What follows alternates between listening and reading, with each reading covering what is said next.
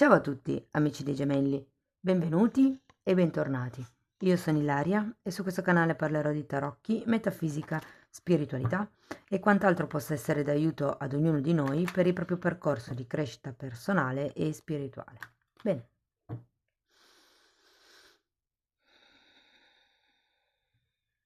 Mostrami, gemelli, tendenze energetiche generali per la prima metà di febbraio 2024. Ragazzi, non so perché, ma può esserci qualche riferimento con le energie di marzo 2023, perché mi è venuto quasi spontaneo dire questa cosa, quindi cercate di ricordare che cosa vi è successo a marzo del 2023. Allora, abbiamo il bagatto, abbiamo il mago, carta numero 1, carta di nuovi inizi, carta di qualcuno che ha tutte le doti e le capacità per realizzare il tipo di realtà che vuole. Andiamo a vedere di che cosa si tratta con i tarocchi. Come sempre vi ricordo che le letture sono generiche, sono per un collettivo, quindi è facile che non risuoni tutto. Se non dovesse risuonare nulla o se per caso voleste completare il messaggio, potete sempre ascoltare l'ascendente, il segno lunare oppure Venere. Per capire come unire questi oroscopi ho pubblicato un video, lo trovate sotto in descrizione e sempre in descrizione trovate anche la mia mail nel caso vogliate contattarmi, le previsioni per il 2024 e il link ai corsi alle tarot pratiche del 2024. Bene, andiamo a vedere qual è l'energia generale. Questa lettura, ragazzi, può risuonare come una lettura di affetti, di lavoro, familiare. Io vi dirò qual è l'energia più importante, cercate poi voi di adattare la lettura alla vostra realtà. Allora, partiamo con una regina di spade, un 6 di coppe,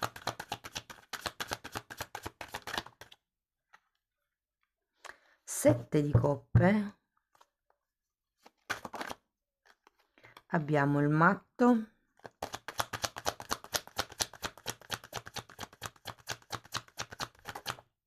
la stella,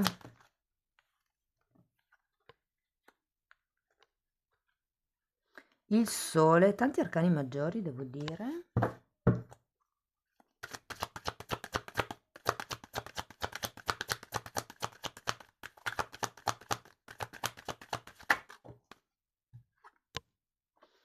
e fante di bastoni.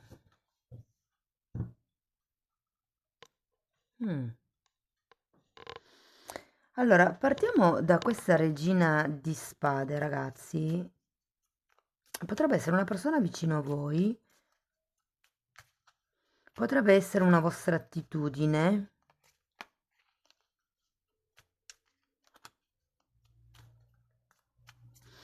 Vi dico, ho come la sensazione che per qualcuno sia una persona con la quale iniziare un progetto, con la quale si desidera, diciamo, fare un certo tipo di percorso. Però andiamo a vedere carta per carta. Partiamo dalla regina di spade. 3 di spade, imperatore e 3 di bastoni. Potrebbe essere un capo, ragazzi. Devo dire che comunque con questo 3 di spade si denota una certa tensione o nella persona o nella situazione.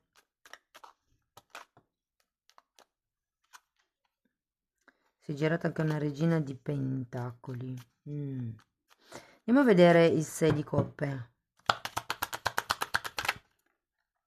Imperatrice e asso di coppe. Wow, imperatore e imperatrice. Quindi per qualcuno potrebbe anche risuonare come una stesa familiare.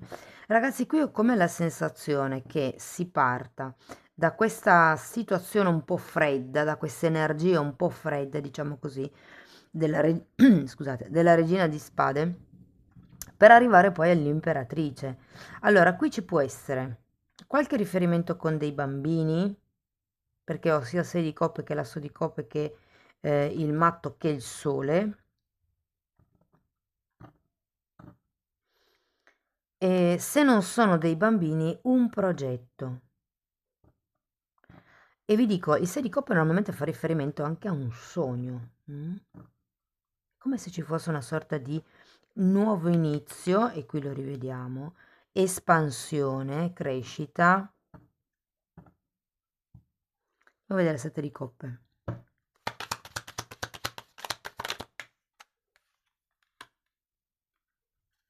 Abbiamo la regina di pentacoli che si è affacciata già prima, fante di pentacoli morte.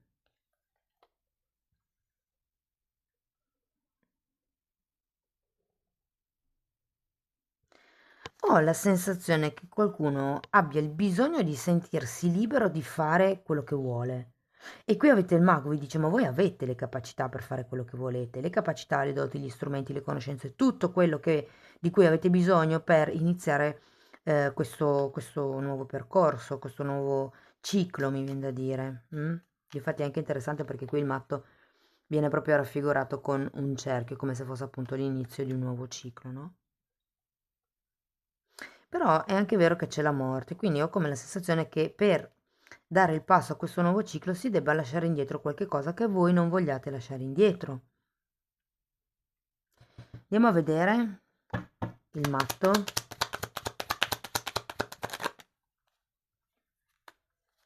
La sacerdotessa e la torre.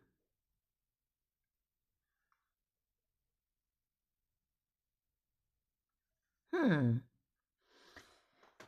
Allora, la torre è collegata alle certezze, alle sicurezze che cascano. È anche collegata al proprio ego, no? Che bisogna far cadere certe volte per ricostruire una realtà migliore. Siccome qui abbiamo l'imperatore, che effettivamente è una carta di solidità e anche un tre di spade, io ho come la sensazione che questa linea di carte abbia a che vedere con questa. Cioè, è come se si dovessero lasciare andare certe basi, certe certezze, certe sicurezze. Perché? Perché il bagatto è in grado di creare la propria realtà, la propria zona di comfort. Andiamo a vedere questa stella che è bellissima.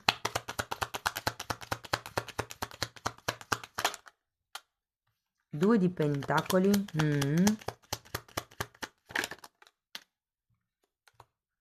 E il sole di nuovo al contrario. Che interessante. Perché è rappresentato nello stesso modo. Ha anche proprio le stesse, sembra quasi la stessa figura.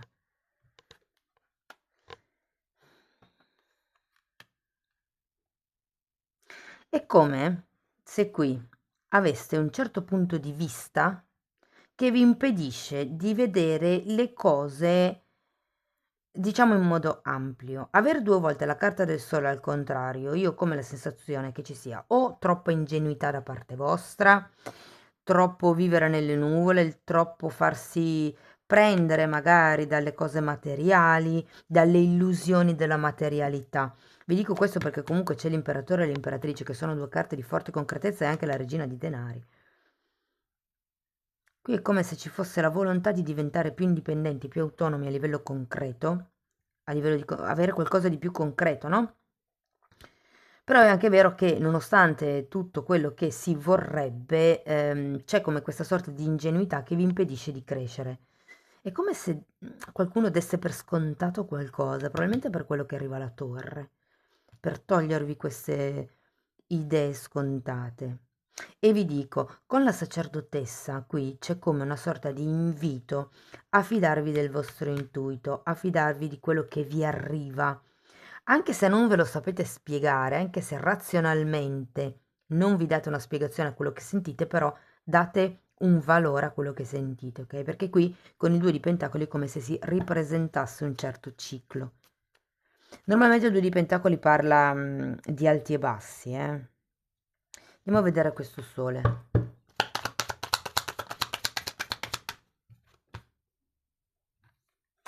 Appeso e 4 di coppe.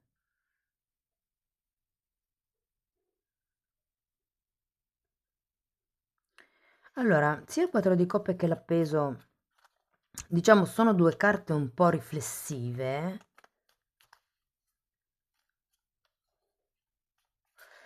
Allora, la sensazione che ho è che quello che dobbiate lasciare andare sia il potere materiale, ragazzi. C'è questa sorta, non c'è la carta dell'attaccamento, però probabilmente per voi ci sono certi fattori a livello concreto, certe cose che a livello concreto sono importanti, ma vi stanno tenendo vincolati ad una certa situazione, secondo me. La sicurezza di una, per esempio, vi faccio un esempio giusto per farvi capire che cosa intendo.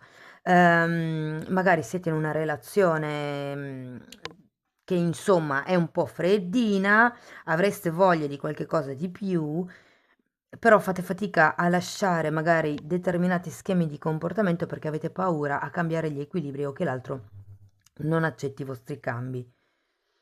E quindi la parte ingenua potrebbe essere il pensare che se resistete le cose miglioreranno, no? Senza dover effettuare questi cambi. Però qui è necessario perché vi arriva la torre, è necessario ehm, tagliare queste certezze. La torre, quando arriva, arriva per togliere quelle che sono le basi, le fondamenta su cui si è basata la nostra vita. Se io per una vita ho pensato che il lavoro per me, o non lo so, la cosa migliore fosse diventare avvocato, poi sì, il lavoro mi piace, clienti ne ho, ma non mi sento appagato. Il discorso della torre è probabilmente il fatto di essere avvocato, che l'essere avvocato è la cosa migliore, è una realtà che vale per gli altri, non per me. Quindi qua si rimette in discussione la propria realtà. Però che cosa succede? È come se, vabbè, ma magari è solo un momento, aspetto che mi passi. E questo è un po' peccare di ingenuità. Sottovalutare quello che sentite, quello che intuite, per quello che vi dico è importante dare un peso alla vostra intuizione, a quello che sentite. Andiamo a vedere questo fante di bastoni perché ho l'idea che siate un po' in una fase di restyling e che insomma vi sia un po' passato l'entusiasmo. Allora, 9 di spade, asso di spade, re di spade. Uff. È come se aveste paura a fare un passo, a dire quella che è la vostra verità. Tenete presente che avete re, regina di spade e imperatore e imperatrice.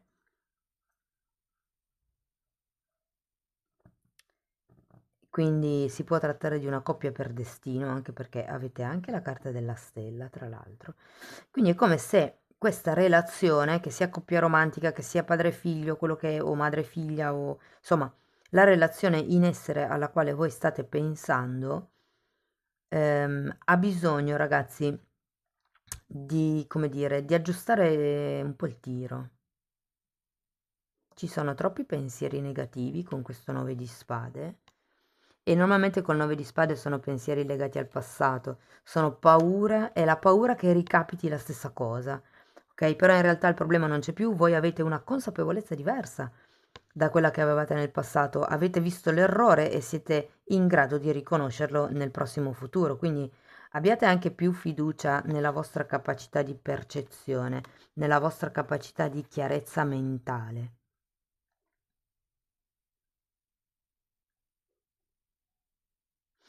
Anche qui il sole è venuto al contrario e qui abbiamo, in questo mazzo si vede bene, il ciclo del karma qua viene inteso come, non so se si nota perché adesso anche io ho una luce pessima, però c'è come disegnato, sì si vede, c'è come disegnato un simbolo. Questo simbolo rappresenta la mente, i giri pindalici che fa la mente.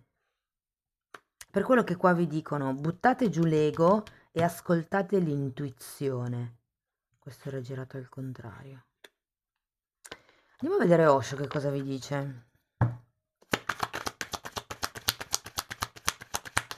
Perché anche questo 7 di coppe è una carta che vi fa rimanere intrappolati nelle questioni pratiche, nelle questioni materiali. Il 7 di coppe è proprio una, forse ho detto pentacoli. Il 7 di coppe è proprio una carta che parla delle illusioni materiali, dei soldi, del potere, del successo, della fama, dei possedimenti immateriali, la lussuria.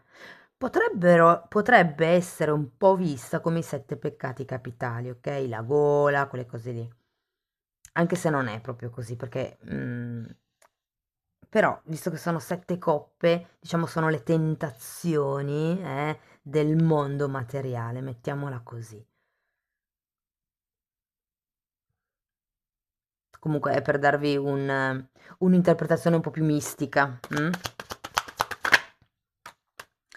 Giochi politici e creatività che è un'imperatrice. Allora, qui c'è qualche questione legata a questo progetto o ai figli o al modo di, diciamo, creare nella vita che è comunque un pochettino coperta da questi giochi politici. Io qua vi rimetto la torre, vi rimetto la morte, vi rimetto anche questo re di spade al contrario, perché il re di spade al contrario parla di macchinazioni mentali, parla anche di manipolazione alle volte. Però qui diavoli non ce n'è. Quindi, ma siccome c'è molto che ha a che vedere con il pensiero e la parola, vi dico, allora questo può essere un consiglio, essere diplomatici, se vogliamo vedere il sette di spade come, diciamo, una carta in luce, perché è un sette di spade, se no, attenzione alle bugie che vi autoraccontate, quindi voi le pindalici della mente, le proiezioni, le illusioni, diciamo, o quello che vi dite per paura che succeda di nuovo una certa dinamica legata al passato. Ok, quindi siate creativi. Mi viene anche un po' da dire di usare la malizia per creare il tipo di realtà che volete. Usate la furbizia per vedere. Voi avete bisogno di vedere le cose da un'altra prospettiva per avere le cose chiare in testa. Perché da un lato, secondo me, vi sentite che non avete esperienza, come se foste ingenui, c'è quella nota di ingenuità di cui vi parlavo prima, però è anche vero che avendo il mago, ragazzi, avete tutto quello che vi serve per fare di testa vostra. Andiamo a vedere un koan. È come se qui qualcuno fosse focalizzato su quello che non ha, piuttosto che su quello che potrebbe avere. Ed è per quello che questo fante di bastoni è al contrario. È come se ci fosse una mancanza di voglia, di spontaneità, di grinta, una mancanza di curiosità, ma per lo stress mentale, per questa poca chiarezza.